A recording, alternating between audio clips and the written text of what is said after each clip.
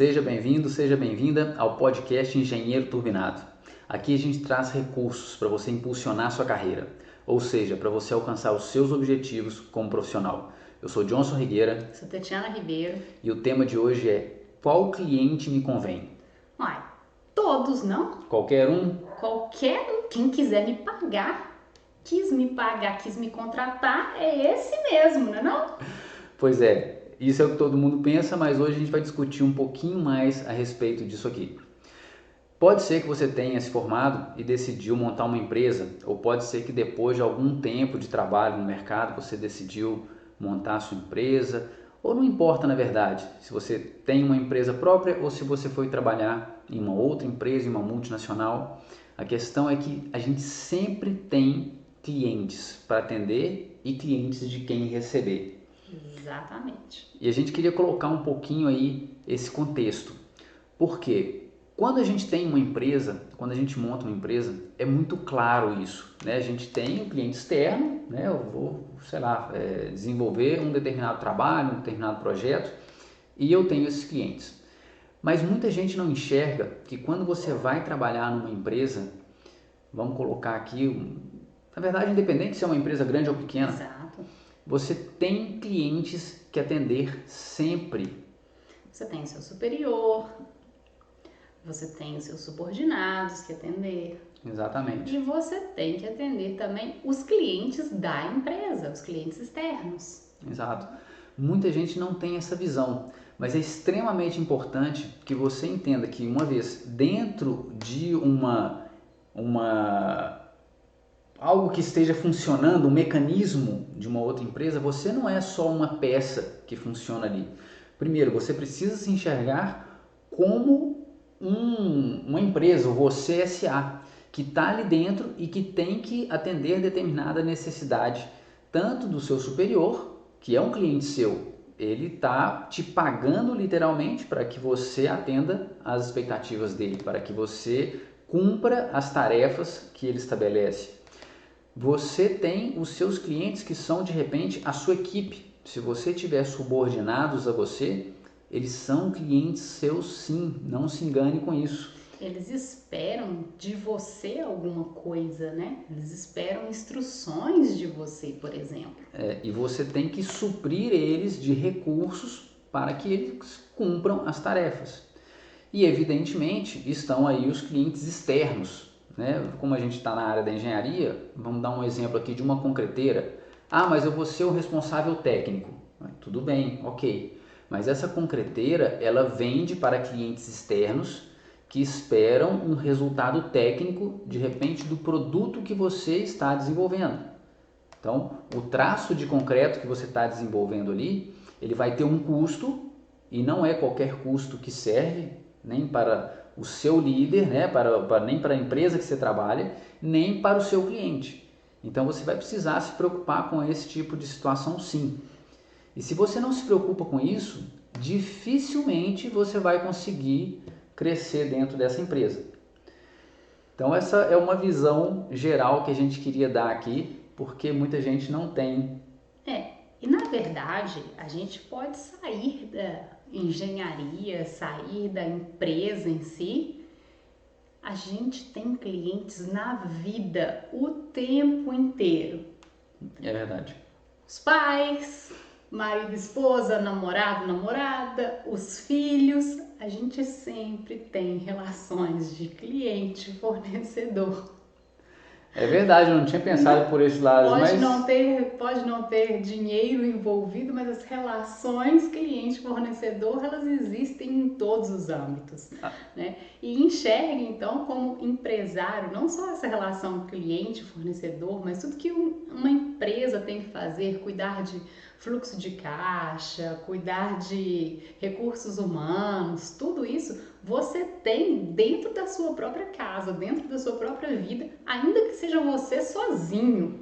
É verdade. Não é? Você vai ter que gerir ali, gestionar seus recursos, né, de uma forma ou de outra. Você vai estar sempre negociando, vai estar sempre tendo que se adaptar, vai ter que ser flexível em algumas situações. É isso. Mas voltando aqui para o tema, então principalmente na parte de uma empresa. E a gente quer comentar muito sobre isso porque a gente passou por isso.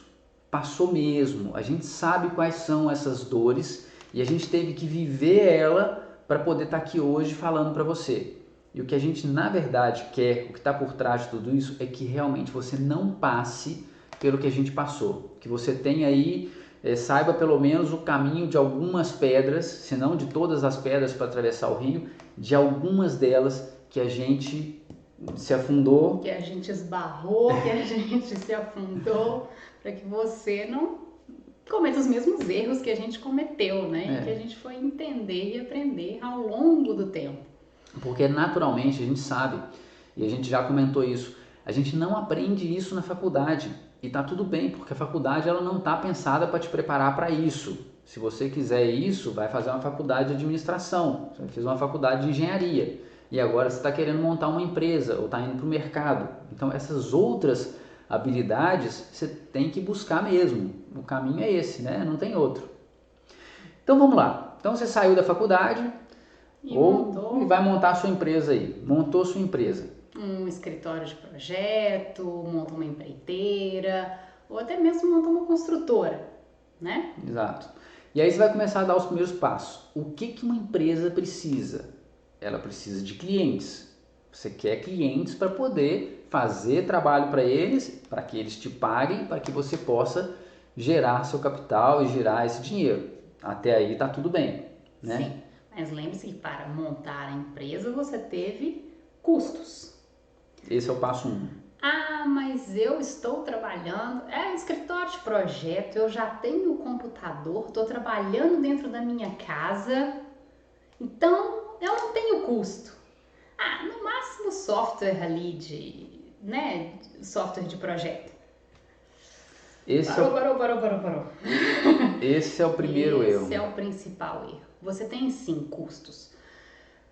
Esse computador, tudo bem, você comprou ele lá atrás. Mas o custo desse computador tem que entrar nos seus cálculos. O custo do software tem que entrar nos seus cálculos. O custo do aluguel, ainda que seja o aluguel que você está na sua casa, tem que entrar nos seus cálculos. Porque você provavelmente não vai querer continuar exatamente nesse sistema para o resto da vida.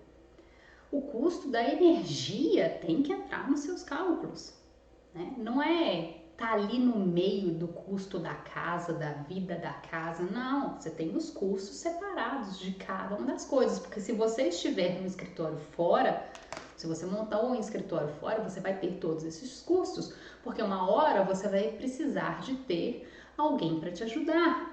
Porque quando você monta uma empresa, assim que você monta uma empresa, você é diretor, você é office boy, você é o faxineiro, você é o estagiário, você é o engenheiro, você é tudo e mais um pouco. E por que a gente está falando isso? Porque é muito natural que você pense que eu tô no escritório dentro de casa, tô no meu quarto, e aí eu não tenho que considerar esse preço do aluguel. Se você pensar dessa forma, você nunca vai sair de dentro do seu quarto, porque sempre os orçamentos que você vai passar vão estar considerando isso, e aí você não põe esse custo aí, e o valor que você recebe nunca vai superar, nunca vai te gerar um caixa para que em algum momento você possa sair de dentro de casa. E a gente está falando isso exatamente pelo valor do orçamento que você vai passar. Você tem que pensar muito bem nessa questão de orçamento para poder acertar o que você vai entregar para o cliente e que você vai ter de lucro em cima disso para poder dar seus passos, né, e continuar avançando na sua carreira.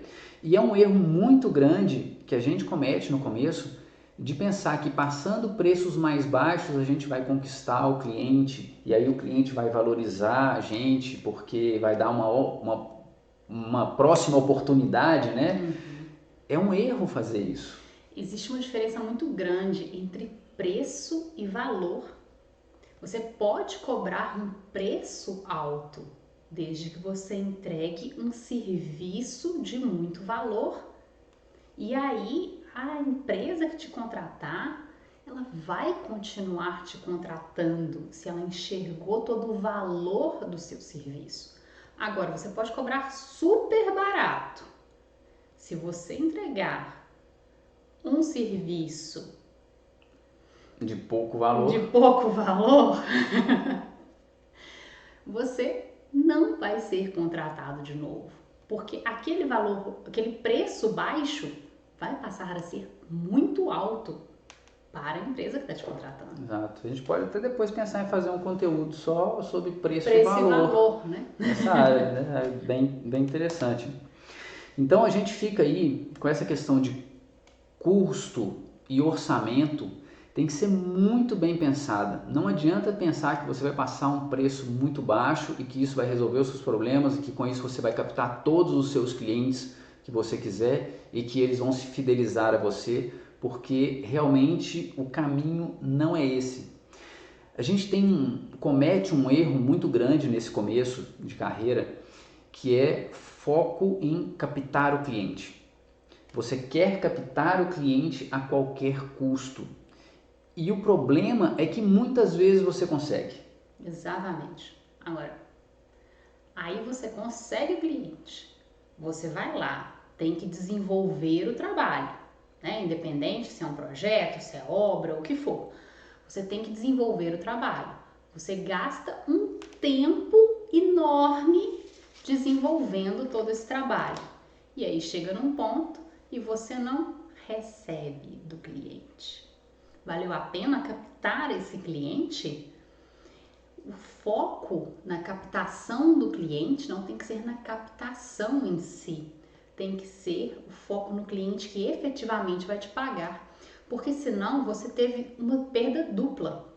Você perdeu todo o tempo do desenvolvimento do trabalho e ainda você perdeu o dinheiro, né? Então você poderia, nesse tempo que você ficou desenvolvendo um trabalho que não foi pago, você poderia estar buscando outros clientes que efetivamente te pagariam. Porque isso que a Tatiana está falando tem a ver com o que a gente comentou aqui atrás. Quando você monta uma empresa, você é tudo dentro dela.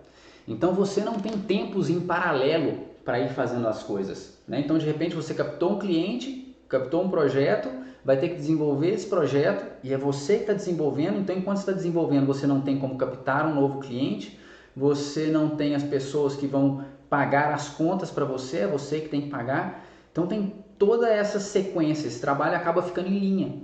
E aí quando você fez tudo isso e desenvolveu o projeto, entregou o resultado para o cliente e ele não te pagou, realmente você perdeu aí 2 vezes, né?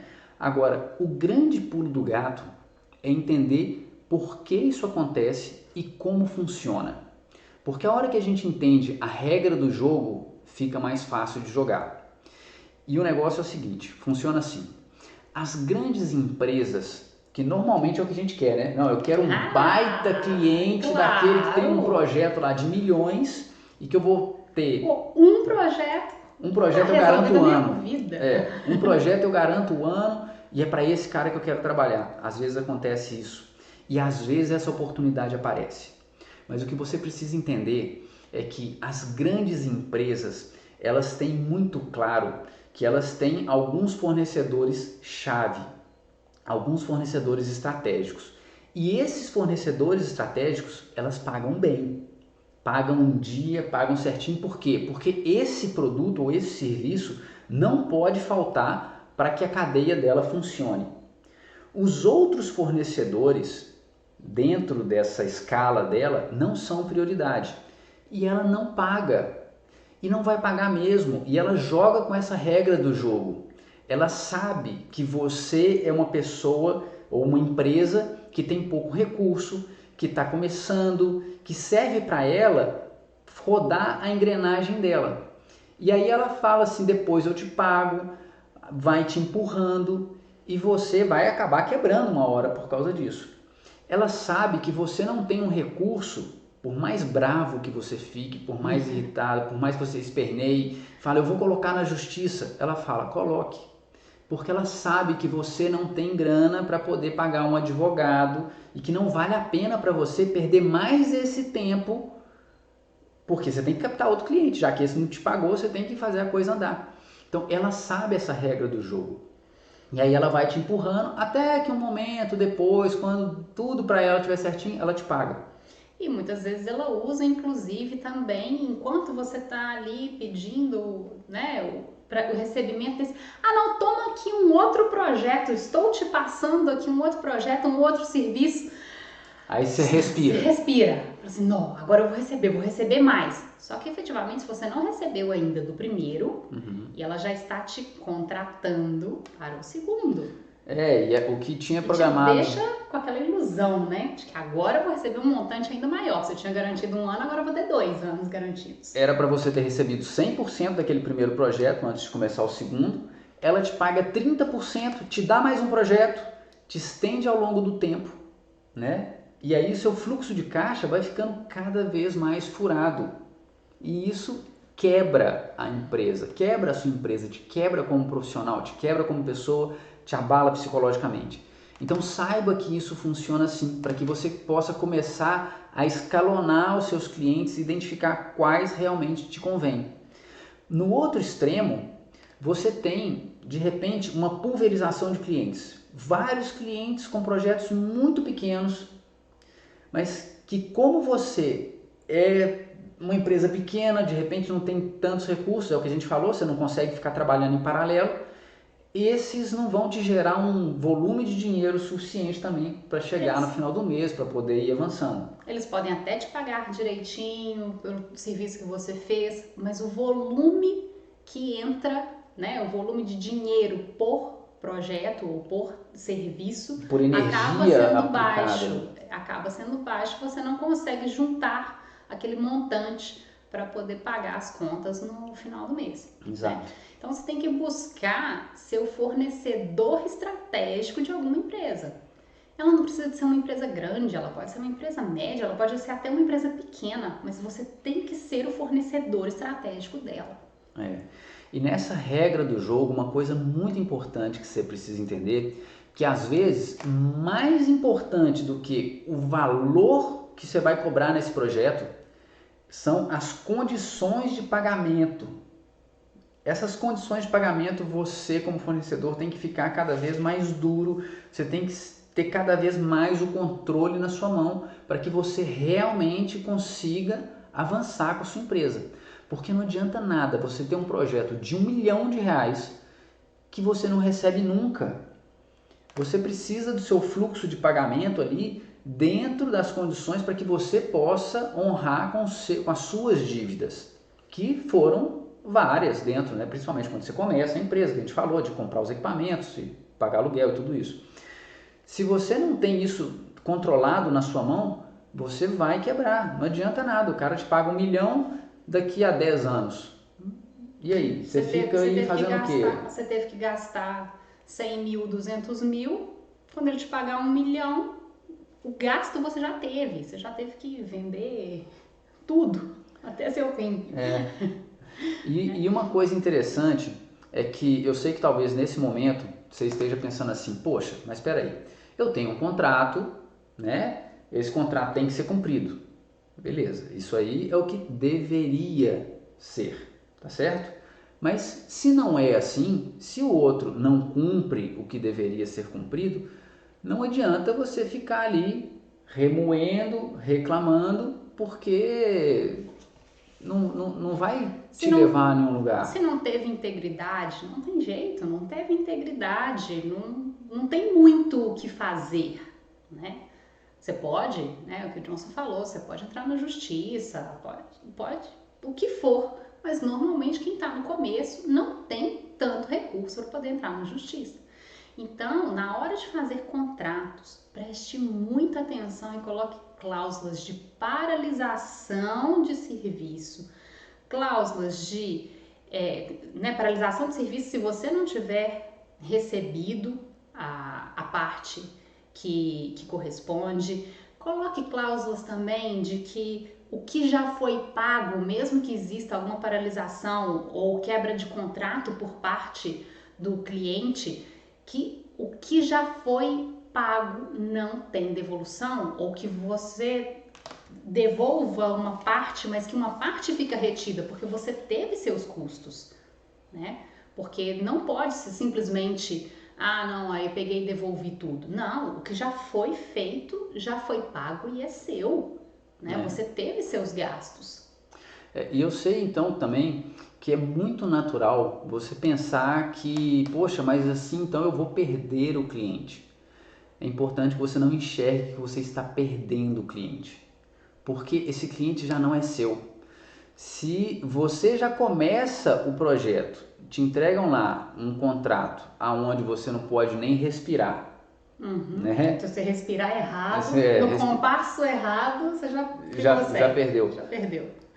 E aí você começa a fazer, entrega o serviço, não tem pagamento. Entrega serviço, não tem pagamento. Você está realmente perdendo o cliente? Não, você está tendo uma salvação. É melhor que esse cliente seja, sabe de quem? Do seu concorrente. Porque ele vai quebrar e você não. Porque você tem essa informação. Exatamente. Né? E é preferível você perder esse cliente logo no comecinho ali, quando você ainda não tem tantos compromissos, né? Não tem tantas pessoas que estão dependendo de você, do que você perder ali depois que já te passou 1, 2, 3 projetos e que não foram pagos, porque ali na frente você já tem muito mais gente dependendo de você. Então é preferível que você perca, né, entre aspas, esse cliente logo de cara. Porque cada projeto novo que de repente esse cliente te passa vai te gerando uma ilusão, você vai imobilizando cada vez mais capital, você pega empréstimo, amplia, aluga uma outra sala, e a gente está falando isso porque a gente passou por isso. Contrata equipe, né? Ainda que sejam estagiários, né? Tem custo. E estagiário, mesmo que não tenha custo, porque a relação direto, né? A relação de estágio, ela é um acordo, e o acordo pode ser que não tenha remuneração, né, financeira, pode ser, tá tudo certo, isso aí é totalmente legal. Mas se for estagiário, né, com certeza você tinha aí sua bolsa, mas tem alguns casos que pode ser que a bolsa seja zero. Mas mesmo assim, ter um estagiário te toma tempo, um tempo que você estaria produzindo, um tempo que você estaria captando um outro cliente, e isso é dinheiro. Sim, e os custos indiretos, né? Um computador a mais, né, para poder atender os estagiários, ainda que tenha revezamento de estagiários, mas você precisa de algum computador a mais, você vai gastar mais energia, porque você tem 2 computadores ligados, então você gasta mais energia com um computador ligado só, e por aí vai. Mais programa, né? E uma coisa que a gente queria fazer um parênteses e falar, com relação a programas, sempre programas oficiais. Né? Não use programa pirata, não é ético isso.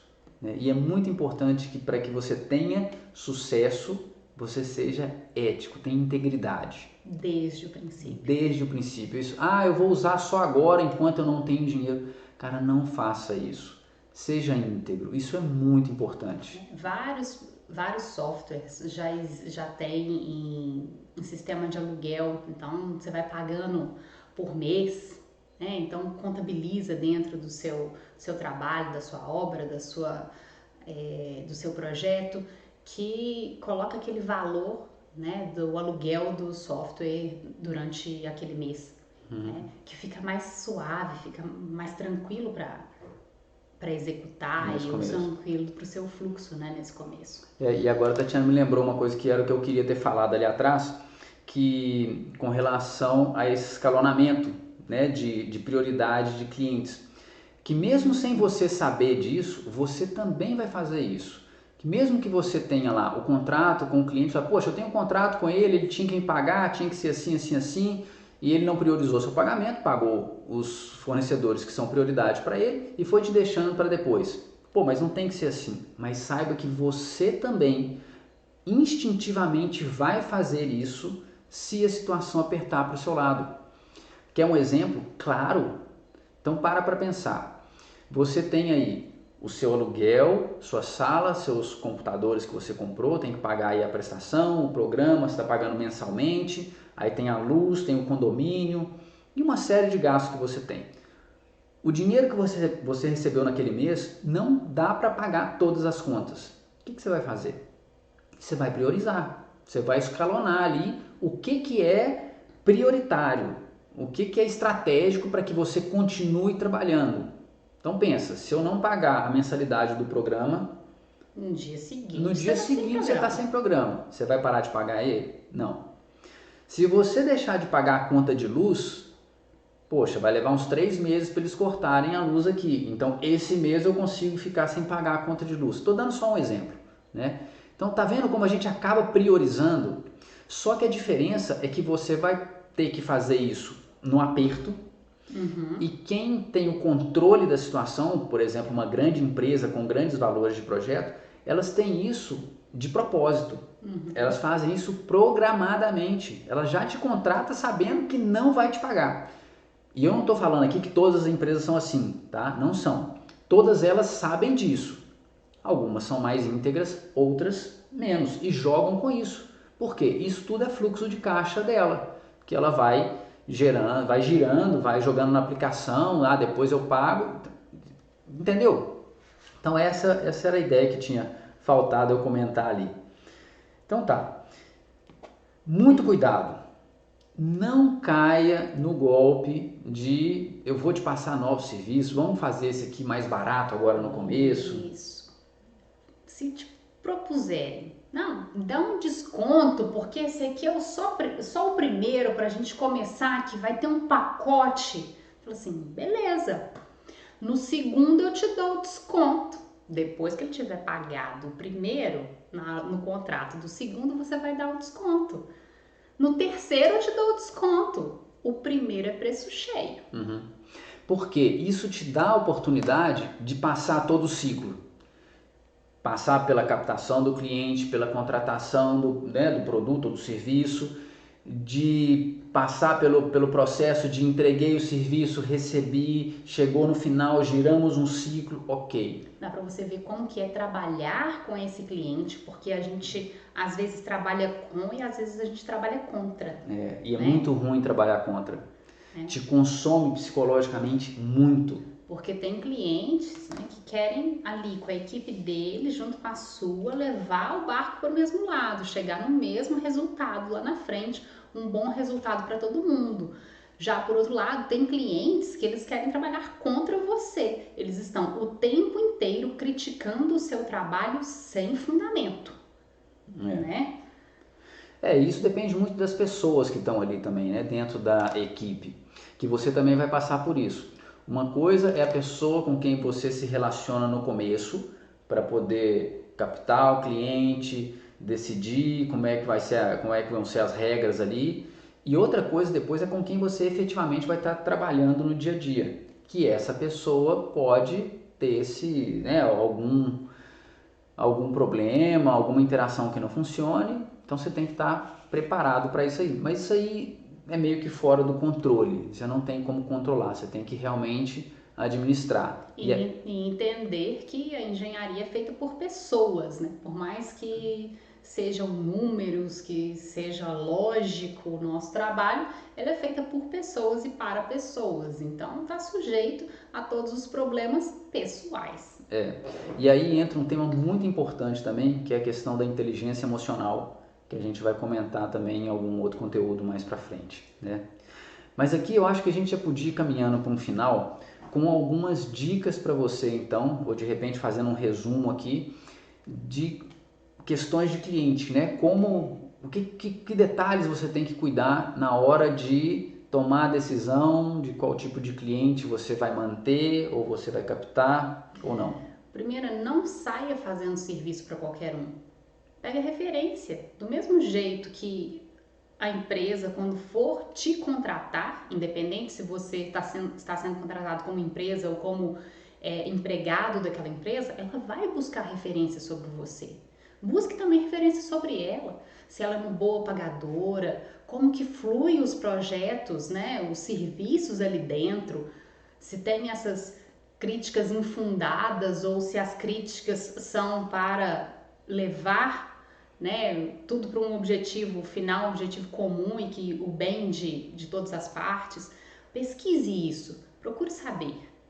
Porque quem está no mercado já há mais tempo vai falar, né, ou tende a falar, e se você tiver a oportunidade de perguntarem também sobre algum cliente, não tenha receio de falar, mas eu vou prejudicar a pessoa. Poxa, você está prejudicando alguém que não está pagando ninguém do mercado, que são pares, né? São colegas de trabalho, de profissão como você. Então, Mantenha essa informação fluindo, porque é bom para todo mundo, né? A gente mesmo tem algum cliente que a gente não recomenda. A pessoa escolhe se depois ela quer fazer o trabalho ou não, mas a gente não recomenda. Não recomenda, Né? exatamente. Então vamos lá. Segundo.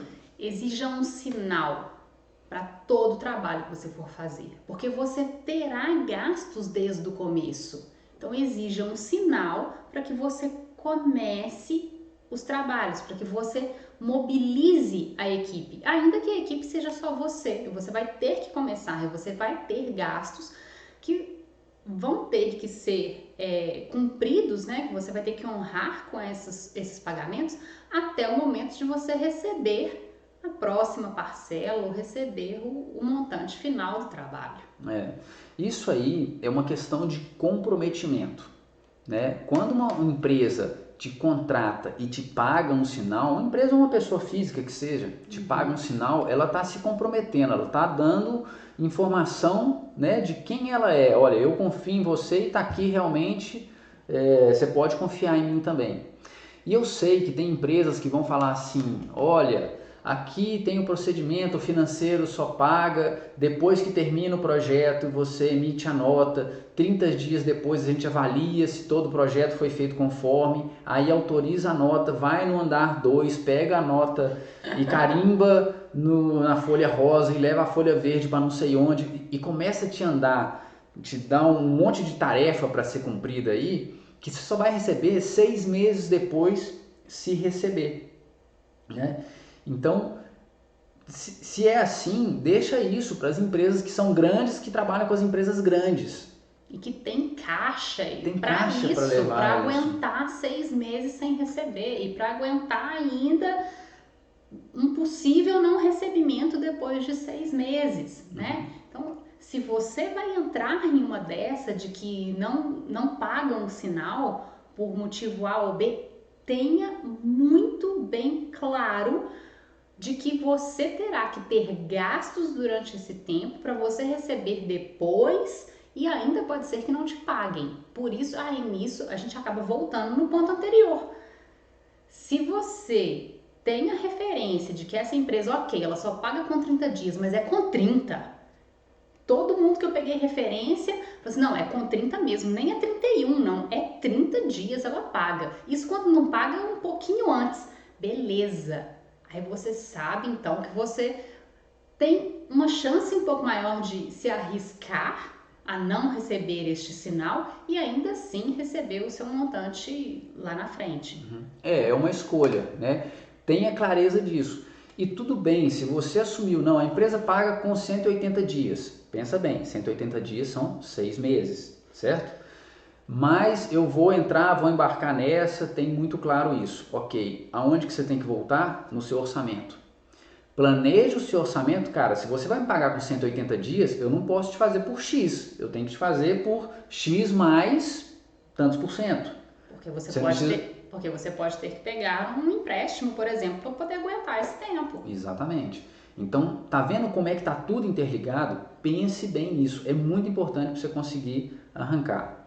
Pois você coloque, né, recapitulando ali atrás, coloque as cláusulas de entrega contra pagamento, cancelamento, né, e paralisação do serviço se não houver o pagamento do que foi acordado. Isso já aconteceu com a gente e não tenha medo, porque a gente tinha muito medo disso no começo, mas a gente notou que a partir do momento que a gente meio que chutou o balde e falou assim, não, cara, eu só te entrego depois que você me pagar, senão eu não te entrego. E aí a coisa começou a andar. Sim, a gente começou a receber. Aí a gente começou a receber. Por quê? Porque naquele momento, nós que não éramos um fornecedor estratégico, para aquela situação que um determinado serviço tinha que andar a partir do nosso, se ele não tivesse o nosso, a coisa não andava, então a gente virou estratégico. E aí eles começaram a pagar. E aí o controle veio para nossa mão. Então se a gente soubesse disso desde o começo, não tinha passado tanto tempo. E no mínimo você ganha no emocional, no psicológico, porque você para de sofrer.